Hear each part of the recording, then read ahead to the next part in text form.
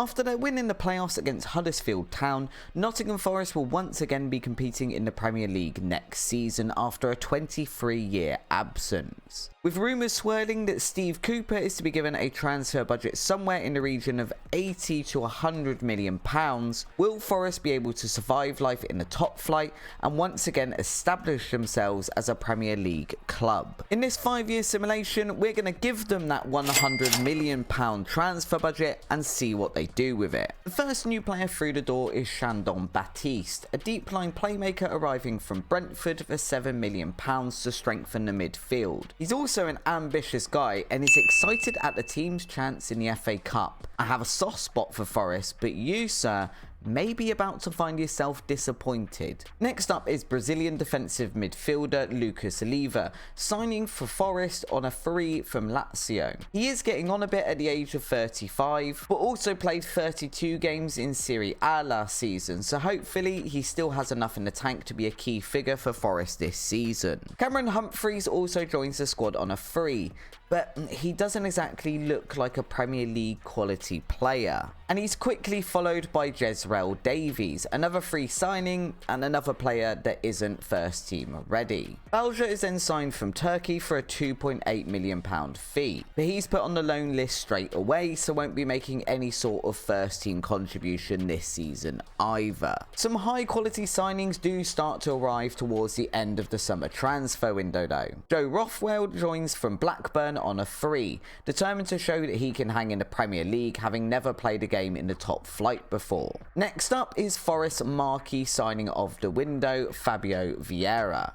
The Portuguese right winger joins the club from Porto for a £19.5 million fee and is a fantastic signing with plenty of room to still improve. For those of you who have seen it, Manchester United did sign this player in my Ten Hag simulation with them, so this looks like a very promising transfer for Forest. Forest's final signing of the window is Yilmaz from Galatasaray for £1 million, but again he is loan listed by the club straight away, so obviously isn't expected to be a first team player this season under Cooper. Nottingham Forest have started the season playing a 4-3-3, and according to FM22 this means their best possible 11 looks like this. Despite the current rumour mill, Samba remains the first choice goalkeeper at the club and hasn't yet left, and Brennan Johnson hasn't left for a so-called bigger club either, staying at Forest to help them fight to remain in the Premier League this season. The season preview has Forest finishing in the relegation zone in 18th.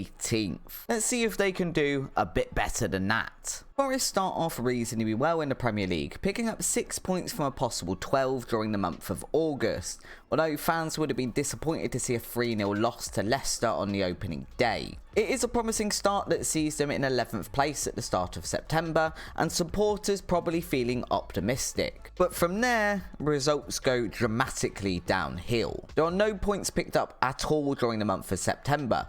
It takes until the 15th of October for fans to see another 3 points on the board against Southampton, with goals from Sam Surridge and Fabio Vieira. Given the 2022 World Cup happening during the winter months, there are only 2 games in November and December, but Forest do manage to pick up another 3 points against Arsenal in an amazing 2-1 win for the club. With the club sat in 18th after 21 games at this point in the season, Steve Cooper decides it is time to spend a bit more of that £100 million transfer budget and brings in another 10 players during the January transfer window. The first of these is Spanish right-back Javi Manquillo from Newcastle for £4.6 million, bringing with him around 7 years of consistent Premier League experience. Next up is a name I'm 100% about to butcher in Eric Maxim Choupo-Moting from Bayern Munich for £600,000. Choupo-Moting is described as a veteran striker by the media and definitely fits that bill at the age of 34 years old, but hopefully once again can bring even more top level playing experience to the squad. Charlie Taylor is then purchased from Burnley for £5 million plus the part exchange of goalkeeper George Shelvey. I definitely think there is a pattern here at Forest wanting to bring in players that maybe have played in the Premier League before to try and harness that experience into a side capable of surviving the relegation drop. Joe Bryan is another one of those players purchased as a backup to Taylor on the left hand side of the defence. and swiftly followed into the club by Amadou, who arrived from Metz for 4.5 million as another option in a defensive midfielder slot. Sean Longstaff is then purchased from Newcastle for 1.7 million, which could turn out to be an absolute steal if he reaches the potential Football Manager suggests he has. And then Victor Lindelof arrives from Manchester United for £14 million. There's one more signing after this, which is Ruben Loftus-Cheek on loan from Chelsea for the remainder of the season. There are also some notable transfers out, with Steve Cook leaving the club to join Galatasaray and Yates moving to Fulham. The Yates one seems like a weird one, as Forest are literally selling a player to a relegation rival. These seem like a lot of defensive transfers, with the exception of Choupo-Moting and maybe Loftus-Cheek, and I do wonder if Forest should have invested some bigger money into a recognised goal scorer, as looking at these results, that's where they seem to be struggling. And unfortunately, this form continues throughout a lot of the rest of the season. January continues to be poor, with just the 3 points gained against Crystal Palace, but there is a moment of hope once the new signings have been made, as Forest beat both Manchester United and Brighton at the beginning of February. This doesn't last long though, as Forest only pick up one more win throughout the season, and a total of 14 points between the start of February and the end of May. A record which sees them finish rock bottom at the end of their first season back in the top flight and on their way back to the Championship. It is very tight at the bottom, to be fair, with only 4 points separating Forest in 20th and Everton in 16th. And with a little bit more luck, Forest could have survived this season. Instead, we now need to see if they can bounce straight back up with the signings they've made throughout the season, or if everyone's about to jump ship.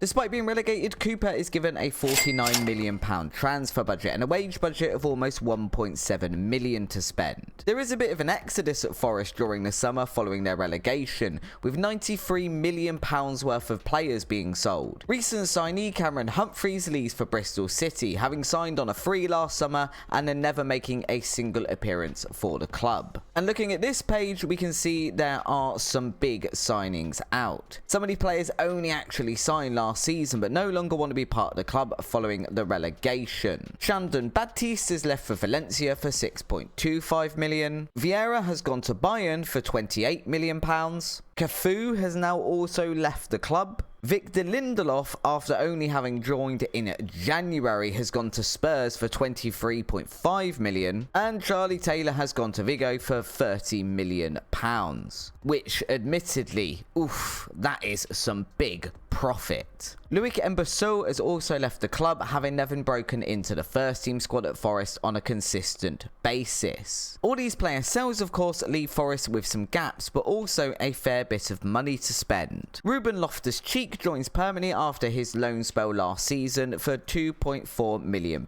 as Forest's first signing. He is quickly followed by Samu Castiel, signing for free on an end of contract deal from AC Milan. He actually had a really decent season in the Serie A last year, achieving a 7.18 rating, so I'm not sure exactly why he's made this move, but it has to be seen as a good one for Forest. Zakaria is then purchased from Juventus for just over £10 million at the end of July.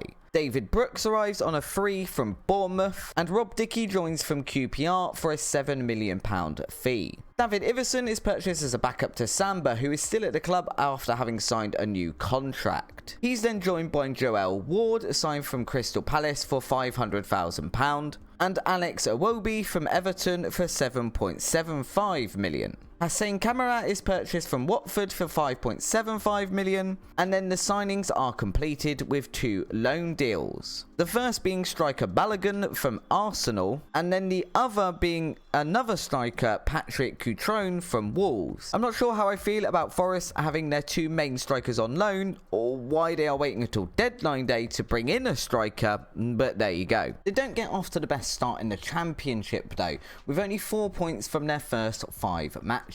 Come September the 15th, however, and the match against Watford, things start to click, with new on loan striker Balogun netting 4 times in 3 games. The positive results continue from there, with Forest either winning or drawing a lot more than they are losing. In fact, there are only 3 losses between the mentioned match in September and the end of December. At this point, the January transfer window opens, and with it 5 new signings for the Tricky Trees. First up is Ben Davies from Liverpool for £9.5 9.75 million, which does seem like a lot of money for a player that hasn't played a single game since Liverpool purchased him in 2020. That said, he is supposedly of a decent Premier League quality and hopefully a successful signing for Forest. Ndombele also joins the club from Spurs for £6.5 million and instantly becomes one of the better players at the club with a 4-star current ability to his name. He's followed by Choudhury, who arrives on loan from Leicester to help their rivals out for the remainder of the season. The other two signings are more ones for the future, with Darko Gyabi joining from Man City for £300,000 and Zukowski arriving from Rangers for £1.1 million. On the outside, however, Forest fans have to say goodbye to a few more players. The most important of which is Brennan Johnson, who leaves the club to join Wolves for £10.75 million, which honestly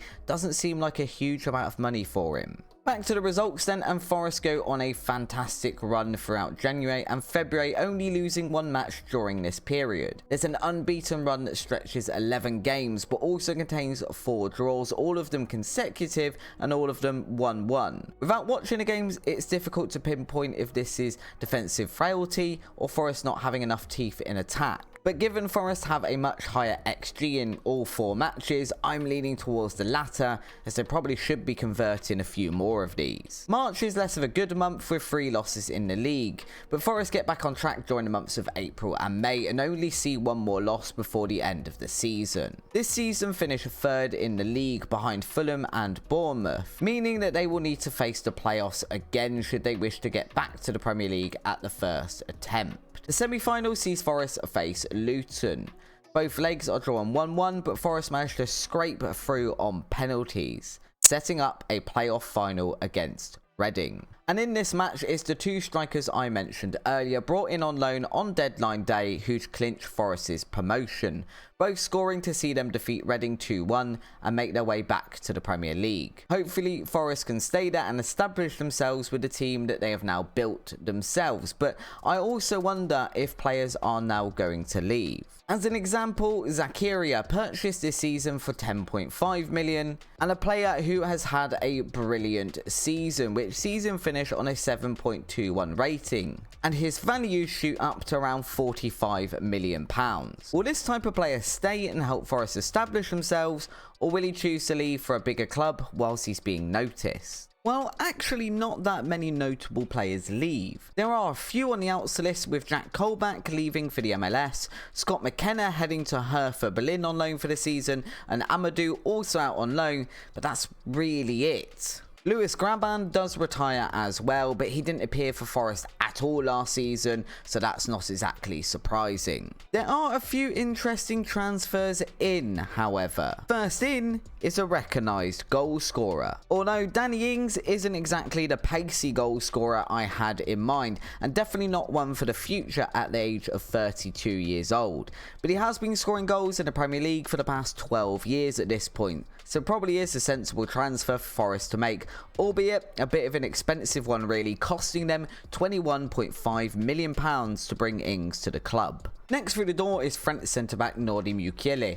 arriving from Manchester City for £32 million. A very capable player. I would assume he would be the main starter in the heart of the defence this season. Next up is Spurs central midfielder Pierre-Emile Højbjerg for £16 million. Again, I'd expect this man to be in the starting lineup this season. James Garner also returns to the club on a permanent basis, arriving on a free transfer from Manchester United after having spent a couple of seasons flirting with the idea of becoming part of their starting 11 and making several appearances for the Red Devils. Forest fans already know what this man can do, and hopefully he can provide Forest with some Premier League quality passing. Lastly, Santiago Reyes joins Forest from Atletico Madrid for £4.7 million, providing them with a very solid defender in the right back position and even more experience of playing in the top flights of football. After these transfers, and assuming Cooper is going to persist with the 4-3-3 formation he has been using for the past 2 seasons, best 11 looks like this. The season preview, unlike last time, has Forest avoiding the drop on this occasion,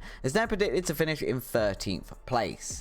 Let's see if that's how this season goes. Oh, but before that, a sneak peek of what Forest are doing behind the scenes, and maybe something to watch out for in the January transfer window should they manage to pull this off. So how does the team do during their second attempt at the Premier League? Let's be honest here, they don't get off to a great start. It takes until the middle of October for the team to get a win against Leeds, and then another month to get another one, although the second win of the campaign in November is against Arsenal, because apparently no matter how bad Forest are, they can always beat Arsenal. December, however, provides some much better results, with no losses at all. This somehow coincides with a switch to a 4-4-2 formation and contains 3 wins on the trot against Wolves, Chelsea and Aston Villa. Come January, where the team now seems to be playing a 5-2-3 wing-back wide formation, apparently deciding that each month should have its own unique tactical approach, they pick up 2 wins against Bournemouth and Spurs, which is probably about what Forest fans would hope for. Points on the board amongst losses and establishing themselves as a Premier League side. So what brought on the sudden change in tactical direction and formation at the club? Well, that would be the sacking of Steve Cooper after the loss at West Ham at the end of November. The 4-4-2 formation was then played by Gary Brazil as part of his duties as the caretaker of the club during that period, before Roberto Martinez took over as the new permanent manager and changed Forest over to a 5-3-2 wing-back formation. He also arrived just in time for the January transfer window and did bring in some new players. Unfortunately, none of them are Nunes, but he does sign Philippe Coutinho from Aston Villa for £18 million, which I'm sure is a transfer no one saw coming at the start of this video. He also signs another Brazilian in the form of Tor Mena from Wolves for £14.25 million, and then makes some less inspiring signings that aren't ever going to be first team quality, so I'm just going to choose to ignore them. Assuming Martinez is going to stick with the formation he has been using, then this is the best starting 11. Does mean that the signing of Coutinho seems like a weird one, as he tends to play through the middle in a central attacking midfielder position, and well, there isn't one of those. At this point of the season, Forest are in 13th position, 9 points clear of the relegation zone, and hopefully looking good for safety. They've also had a really good Carabao Cup run, getting all the way to the semi-finals, beating Birmingham, Wigan, Man City and Spurs before being knocked out by Liverpool in the semi-finals. So now the question is, can they push on from here under a new manager? Well, Martinez arguably doesn't do a lot better than Cooper did. In fact, come the end of the season, he only has 5 wins under his belt as the manager of Nottingham Forest. 2 of those happened during the month of February, as Forest beat both Moneybags Newcastle United 2-0 and then Ten Hag's Manchester United 2-1. The only other win of the season happens in April against Arsenal, because again, they apparently love losing to Forest. However, these results do see Forest finish in 14th place, a decent number of points away from the relegation zone, and it means Forest can now build upon this season and hopefully remain in the Premier League. With 2 seasons left in the simulation, and in order to achieve the objective of becoming an established Premier League side, Martinez is provided with a £57 million transfer budget. That money is spent on bringing in 6 new players for the season ahead, with the most expensive of these being the Tricky Trees' first signing of the window, Nicholas Seiwald from Wolves for £32 million. At the age of 24, he does still have some room to grow, and is yet another player joining the club who is excited by Forest's prospects in the FA Cup. I'm assuming they haven't noticed yet that it is one of maybe 5 or 6 teams that tends to win this bit of silverware. Next to arrive at the club is Carrera, an Argentinian striker from Inter Milan. Carrera is an end of contract signing, so costs the club no money, and despite being 31, still has a decent amount of pace about him, so should be starting as the club's first choice striker this season. William Saliba then arrives from Arsenal for £10 million, and is excited about Forest's chances in the FA Cup, and is followed through the door by Rico Henry from Brentford for £15.25 million. He's also excited about Forest's chances in the FA Cup. What I would argue is Forest's most important signing arrives last. Sebastian Coates joins the club for a £4.4 million fee. Having used this player myself before in a save on the channel, my advice to Martinez is to aim for his head on corners. He's a bit more of a sensible lad and has nothing to say about the FA Cup at all. Once again, Forest don't exactly get off to the best start in the league and have to wait until the end of October for their first win against Leeds, which seems oddly familiar. Forest do then go on a 4-game winning streak though, following up on the Leeds win with victories against Spurs, Burnley and Everton. Come December, and Forest are once again adding 3 points to their tally following a victory against Arsenal, and gain 8 points from a possible 15 overall. January isn't bad either, but equally isn't great, with a win against Newcastle and draws against Leeds and rivals Leicester, but losses to Man City and Spurs. There's not a lot happening in terms of transfers either, with just a one signing in the form of a backup goalkeeper. On the outside, Manquillo leaves for Pisa for just under £4 million. And a number of players go out on loan, including McKenna returning to Hertha Berlin and Longstaff heading over to Benfica. Forest results this season so far mean they find themselves in 11th come the start of February, a long way off the relegation battle. February itself brings a couple more wins for Forest, winning their matches against Brighton and Norwich. I feel like we are seeing more wins this season, but equally less draws. There are definitely less matches where Forest are failing to score as well. March begins with a 2-1 win against rivals Leicester and a 2-2 draw against Crystal Palace, with Forest picking up 4 points from a possible 9. April is a bit of a strange one, with no losses, completely disproving my comments about less draws, including 2 points dropped against Arsenal, who have finally decided that they would like to stop losing to Forest as it's getting quite embarrassing. The last month of the season sees 2 wins and 2 losses, all of which sees Forest finish exactly where they were in February, in 11th place. They are miles above the relegation zone this time around, and one more season like this will see them firmly established as a Premier League side and hopefully able to avoid looking over their shoulder towards the relegation battle. Heading into the final season of this simulation, Martinez is provided with a £36 million transfer budget, which is smaller than the previous ones, but not hugely surprising given the amount that has been spent across the last few seasons. Not a lot happens in terms of purchasing players at the start of the summer transfer window, but a couple of long-term servants of the club do depart. Goalkeeper Samba heads to West Brom for a £5 million fee, and Nottingham Forest captain Joe Worrall follows him out of the door for £8 million. There's also numerous loans out. Scott McKenna heads out on loan again, this time to Mans, as does Alex Iwobi, Ndombele and Coutinho. Josh Tymon joins Wolves for £13.25 million, and Matthew Targett heads to Burnley for £4.6 million. On the transfers inside of things, there are some new faces. Hector Bellerin joins from Barcelona at the end of his contract on a free transfer. He's swiftly followed by Bruno Mendes, arriving from Fulham for £21 million. Moro, a Spanish left winger, joins on a free from Real Madrid, followed by Chilean international Sebastian Vegas from Granada for £13 million.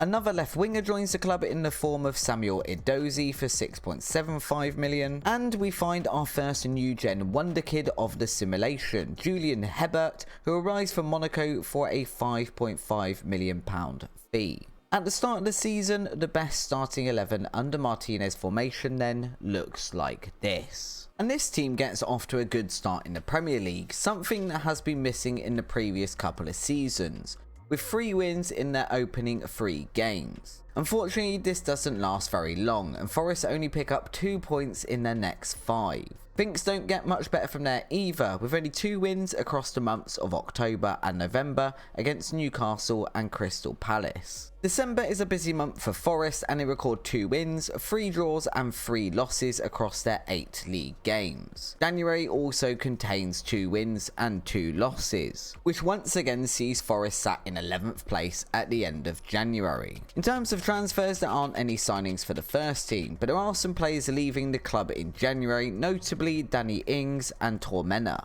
Forest have a very strange second half of the season. Between the months of February and May, they only suffer 3 losses, but they also don't win another game until right at the end of the season, instead drawing a huge amount of matches. This leaves them in 13th place come the end of the season, Once again, a decent amount of points clear from the relegation zone and actually only 10 points away from European qualification. If only some of those draws could have been wins and Forest may have been back to European football. The team also actually had a really good run in the FA Cup this season, beating Leyton Orient, Fulham, Barnsley and Newcastle on their way to the semi-finals, where they eventually lose to Manchester City. So after 5 seasons, Forest seem to now be a fairly established Premier League side, having spent the past 3 seasons in the top flight of English football. Looking at the first team, there are some decent prospects for the future now coming through the team as well, with Hubbard,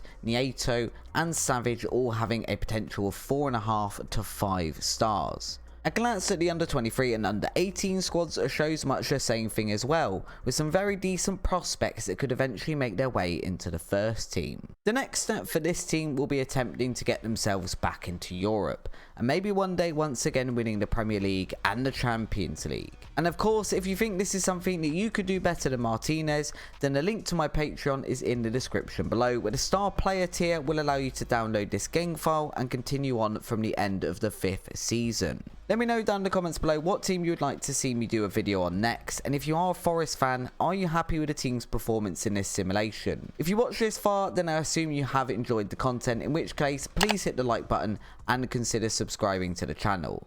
Until next time, thank you for watching, check out the video on the screen now, and I'll see you over on the next video. Bye bye!